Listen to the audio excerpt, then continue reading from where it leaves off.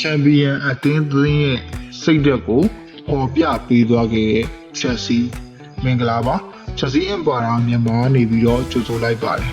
မင်းညာကရှင်ပြိုင်ကစားခဲ့ကြတဲ့ချက်စီအသင်းနဲ့အာဆင်နယ်အသင်းတို့ရဲ့ပွဲစဉ်မှာဆိုရင်တော့ဖြစ်တစ်ဖက်တစ်ကိုးစီနဲ့ပေရလာထွက်ပေါ်လာခဲ့ပါတယ်ဘောထလူစင်းမှာဆိုရင်တော့ဖြစ်ချက်စီအသင်းနေနဲ့ကိုသမားနေရာမှာ Robert Sanchez နောက်တန်းမှာဆိုရင်တော့ဖြစ် Gusto Fofana Chalobah Cucurella လေထဲမှာဆိုရင်တော့ BCJ Caicedo Enzo Fernandez တက်ဆင်မှာ Gustavo Neto Joao Pedro ကိုပွက်ထွက်လာခဲ့ပါတယ်။ Arsenal အသင်းမှာဆိုရင်တော့ဖြစ်တဲ့ကိုသမားနေရာမှာ Raya နောက်တန်းမှာဆိုရင်တော့ဖြစ် Calafiori Hincapié Mosquera Timber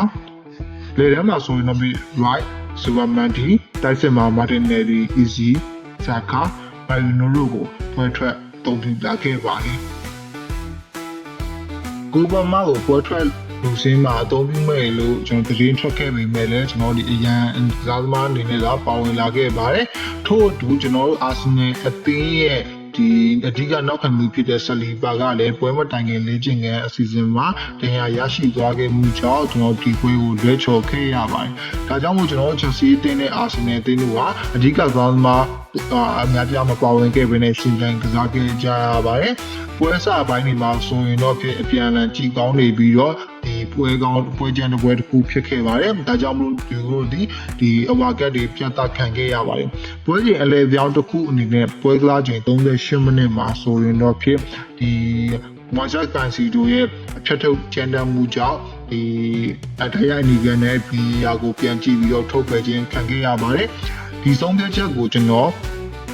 ဒီအရင်ကကွက်တင်ကြတော့မရှိဘူးဒါပေမဲ့လည်းဒီလိုမျိုးအလားတူဖြစ်ရမျိုးကိုကျွန်တော်တို့အဲတုန်းကဒီ VC chain နင်းခံခဲ့ရဘူးပါတယ်ဒါပေမဲ့အဲတုန်းကကြတော့ကျွန်တော်တို့နီကန်နဲ့ထုတ်ပယ်ခြင်းကို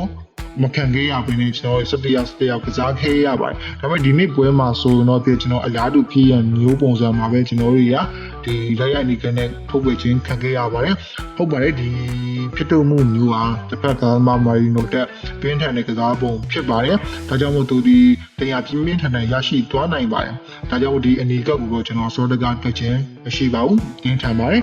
ဒါဒီလိုနဲ့17ယောက်ဖြစ်သွားတဲ့အချိန်မှာအာဆင်နယ်အသင်းကချက်စီအသင်းကိုဒီပို့ပြီးတော့ဖိအားပေးလာခဲ့ပါတယ်ဒါပေမဲ့လည်းအာဆင်နယ်ချက်စီအသင်းရဲ့ကစားပုံကတိတိကျကျဆင်းသွားခြင်းမရှိပါဘူးအပြန်အလှန်ထိုးပေါက်မှုတွေကျွန်တော်တို့မြင်တွေ့ခဲ့ရပါတယ်ဒီအက်စတာဘူရဲ့ခြေစွမ်းကလည်းကောင်းမွန်နေခဲ့ပြီးတော့သူ့ရဲ့ညာဘက်ချန်တစ်ချန်လုံးမှာသူ့ကိုဒီခက်ခင်းနဲ့ထိမ့်သိမ့်နေရပါတယ်ဒါကြောင့်မို့သူအဝါကတ်တွေဒီဘက်ချန်ကကစားမတွေကိုဝါကတ်ပြသခံရတဲ့အခြေအနေတွေဖြစ်ခဲ့ရပါတယ်သူ့ရဲ့လှုပ်ရှားမှုတွေသူ့ရဲ့ speed တွေသူ့ရဲ့တူးချင်းဖြစ်တော်မှုတွေကြောင့်ဂိုးသွင်းခွင့်အမြောက်များလည်းရရှိခဲ့ပါတယ်ဒါပေမဲ့ကျွန်တော်တို့ကောင်းမွန်စွာအသုံးချနိုင်ခဲ့ခြင်းမရှိပါဘူးဝင်လာတဲ့ပွဲချိန်ကစားပြီးတဲ့အချိန်မှာဆိုရင်တော့ကိုမရှိသေးရလနဲ့ပြီးဆုံးသွားခဲ့ပါတယ်ဒုတိယပိုင်းပြန်စတင်တဲ့အချိန်မှာချက်စီးတင်အားလူစားပြောင်းလဲမှုတွေနဲ့ခြေစွမ်းပြသနေတဲ့ Extra ဘိုနေရာမှာဂါနာချိုကိုထည့်သွင်းခဲ့ပါတယ်ဒီပြအန်ဇိုမာရက်စကာရဲ့ဒီအတွေးအရဆိုရင်ကျွန်တော်သုံးသပ်ရမယ်ဆိုဒီလှုပ်ရှားမှုကောင်းတဲ့ဒီတက်စစ်ခံစင်မျှတနိုင်တဲ့ဒီဂါနာချိုကိုထည့်သွင်းခဲ့တယ်လို့ကျွန်တော်အနေနဲ့ယူဆတယ်ဒါကြောင့်မို့ Esther ဘူရဲ့ခြေချောင်းကိုကျွန်တော်ဆက်လက်မြင်တွေ့ခဲ့ရခြင်းမရှိတော့ပါဘူး။ဒါကြောင့်မို့ Esther ဒီနတူကကျတော့ဒီညာဘက်ချမ်းကိုပြန်ရောက်သွားပြီးတော့ခန္ဓာချူကဘက်ချမ်းမှာဆက်လက်ကစားစီခဲ့ပါတယ်။48မိနစ်မှာဆိုရင်တော့ဖြစ်ကျွန်တော်တို့ VC ချင်းရဲ့ပြစ်ဒဏ်ဘောကနေတစ်ဆင့်ဒီဂျာအိုဘတ်ထူကခေါင်းတိုက်ပြီးတော့ဒီကိုတွေကိုတွင်းတယ်အဲ့ချိန်မှာရော်ရာရဲ့ဖြစ်တုံမှုကတကယ်ကိုလက်ဖြားခါလာအောင်ကောင်းမှန်ရပါတယ်အဲ့ရနေစဉ်တောက်ကံဘောရရှိခဲ့တယ်ဒီတောက်ကံဘောကိုပဲလူစီချင်းရဲ့ဖြစ်တွင်ဘောကနေစဉ်တောက်ကံဘောနဲ့စဉ်ချာလိုဘက်ကနေပြီးတော့နောက်ပြန်ကောင်းတိုက်တွင်းယူခဲ့ပါတယ်ဒါကြောင့်မို့ချက်စီးအသင်းဟာအာဆင်နယ်အသင်းကိုတကိုးကိုမရှိနဲ့ဥဆောင်ကစားခဲ့ပါတယ်အာဆင်နယ်အသင်းနေနဲ့အလဲပြောင်းနေဥဆောင်ပွဲကိုခံရပြီးတဲ့နောက်မှာတော့အလေပြောင်းနေပြုလုပ်ခဲ့ပါတယ်ဒါကတော့ဒီအိုလီဂက်တို့မာဒူဂေတို့ဒီဝင်လာခဲ့ပါတယ်အဲ့လိုဝင်လာပြီးတဲ့အချိန်မှာပဲချက်ချင်းဆိုသူတို့ကျွန်တော်တို့အခွင့်အလမ်းတွေရရှိခဲ့ပြီးတော့ပွဲချိန်50နဲ့မှ9မိနစ်မှာဆိုရင်တော့ဆာကာရဲ့လှပတဲ့ဒီဖြစ်တင်ဘောကနေတစ်ဆင့်မရီနိုကနေပြီးတော့ကောင်တိုက်သွင်းယူသွားနိုင်ခဲ့ပါတယ်ဒါကြောင့်မို့တကူနဲ့တည်ကြခဲ့တယ်ချက်စီးသင်းရဲ့ဒီ10ယောက်ကစားချိန်မှာချက်စီးသင်းရဲ့ကစားသမားတွေရဲ့စိတ်ဓာတ်ဟာတင်းပြမှုတွေရှိနေပြီးတော့အာဆင်နယ်တင်းကိုဂိုးပေါက်ချင်းချောက်မှုတွေကိုတံပြန်တိုက်စစ်ကနေစဉ် ချိုးဖောက်နိုင်ဖို့ကြိုးစားတယ်တစ်ဖက်တခါတည်းကြရင်လည်းအပိုင်ဒီကစားကွက်အသာကြီးတစ်ခုအနေနဲ့ဖန်တီးပြီးတော့အာဆင်နယ်အသင်းကိုဒီဂိုးပေါက်သေးကိုဒီကန်သွင်းခွင့်ရအောင်ကြိုးစားလာတာကျွန်တော်တွေ့ရရတယ်အာဆင်နယ်အသင်းကဒီနေ့ပွဲမှာတော့ရင်ပွဲတွေရနဲ့မတူပဲဥပမာစပါးအသင်းတို့ဘိုင်ယန်မြူးနစ်တို့အသင်းတွေရနဲ့မတူပဲနဲ့အနည်းငယ်ရော်တဲ့နေတဲ့ကစားကန်တစ်ခုကျွန်တော်တွေ့ခဲ့ရတယ်ဒါကလည်းသူတို့ရဲ့အဓိကနောက်ခံလူတွေဖြစ်တဲ့ဆလီဘာနဲ့ဒီ WL လို့မပါဝင်နိုင်တဲ့အချိန်မှာကျွန်တော်တို့ဒီအရန်ကြီးရှောင်းမဖြစ်တဲ့ပုံစံတစ်ခုကိုမြင်တွေ့ခဲ့ရတယ်ဒါကြောင့်မလို့နောက်ပွဲတွေမှာဆိုတော့ဖြစ်သူတို့ဒီကစားသမားတွေကမပါဝင်လို့ဆိုရင်ဘယ်လိုဖြည့်ရှင်းသွားအောင်လဲဆိုတော့ဆက်လက်ဆောက်တည်သွားရမယ်ပွဲကစားချိန်ပြီးတဲ့အချိန်မှာဆိုရင်တော့ဖြစ်ကျွန်တော်တို့ရချက်စီးအသင်းနဲ့အာဆင်နယ်အသင်းတို့ကတစ်ဖက်9စီနဲ့တည်ကြခဲ့ပါတယ်ဒီနေ့ပွဲမှာချက်စီးအသင်းရဲ့ကစားသမားတွေရဲ့စိတ်ဓာတ်ကိုတော့အရန်ကိုချီးကျူးခြင်းမိပါတယ်ဂိုးသမားကနေစပြီးတော့ဒီကစားသမား17ယောက်လုံးကိုကျွန်တော်ချီးကျူးခြင်းမိရဲအဓိကဂိုးသမားစမ်းချက်အနေနဲ့တွဲ Athens ဝယ်ကောင်းတဲ့ကာကွယ်ပေးမှုတွေကိုဒီကာကွယ်နိုင်ခဲ့တယ်နောက်ပြီးတော့တန်ပြန်တက်ရှိလမ်းကြောင်းဖွင့်မှုအတွက်လည်းသူ့ရဲ့ဒီဓာတ်ရိုက်ဘောတွေရတဲ့ဆင်လက်ပစ်ဘောတွေရတဲ့ဆင်အများပြားကိုကျွန်တော်တွေ့ခဲ့ရပါတယ်သူဒီအရန်ကိုကောင်းမွန်ခဲ့တဲ့ဒီဂိုးသမားတယောက်ဖြစ်ခဲ့တဲ့ကူကူဝေလာချာလိုဘက်ဖိုဖာနာဂူစတိုအရန်ကောင်းမွန်တဲ့ကစားသမားတွေဖြစ်ခဲ့ကြတယ်အဲ့ဒီကမှ Reece James တကယ်ကိုကပ်ပင်းကျွန်တော်ဒီလိုမျိုးခြေစွမ်းမျိုးကိုကျွန်တော်ဒီဂျာကာလာတွေမှာမမြင်တွေ့ခဲ့ရကြာပြီ